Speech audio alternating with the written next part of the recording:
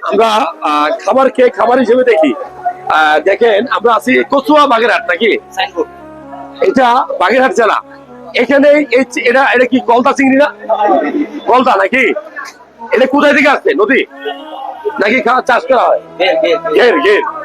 তো অনেকেই বলে যে চিংড়ি মাছ খেলে অ্যালার্জি হয়। আমি বলবো যে কারো কথাবার্তা শুনেই চিংড়ি খাওয়া বন্ধ করবেন না, কারণ চিংড়ি খাওয়া যদি বন্ধ করেন, এখানে প্রচুর প্রোটিন আছে, আয়রন আছে, জিঙ্ক আছে। সো যারা ভিডিও দেখছেন, অনেক সময় চিংড়ি মাছ অ্যালার্জি হবে, গরুর মাংস অ্যালার্জি করে, ডিম অ্যালার্জি করে।